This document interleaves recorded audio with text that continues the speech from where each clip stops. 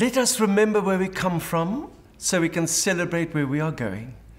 Here we go into the 24th year of our democracy, and everybody in South Africa is free to celebrate where they come from, to celebrate their history, to celebrate their achievements. Everybody, except the Afrikaner. We don't have a history, we don't know where we come from. Our history was made up behind a desk in Pretoria by some politician as propaganda. En die donders het vir ons gelieg.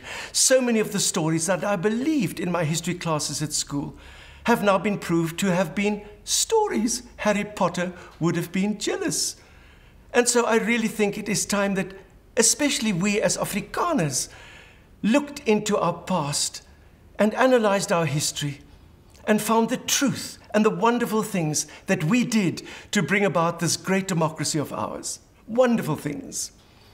I can't think about them now, but they are wonderful things in our history. And of course, most white South Africans also shared the Afrikaners' history because we were the winners, we were in charge. And yet there are so many other histories for us to enjoy and to celebrate. And that is why I thought I would bring something with me to illustrate my point of view, and you can see it behind my right shoulder. It is called the cactus of separate development. A very dangerous cactus, a politically incorrect cactus. In fact, this cactus started all the trouble in South Africa. It arrived here in Table Bay in 1652 from Holland. Holland? All the way from Holland?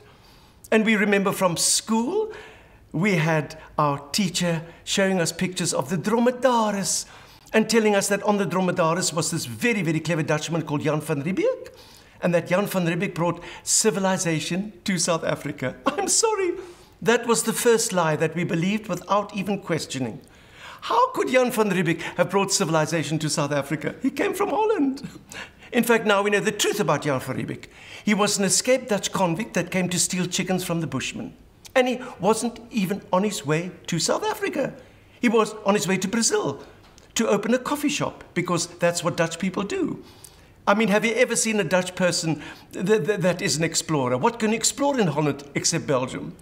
And there Jan van Riebeeck, sailing over the South Atlantic on his way to Brazil, is suddenly blown off course by a terrible wind, the El Niño of 1652. Of course, we don't call it El Niño in South Africa today, we just call it Winnie.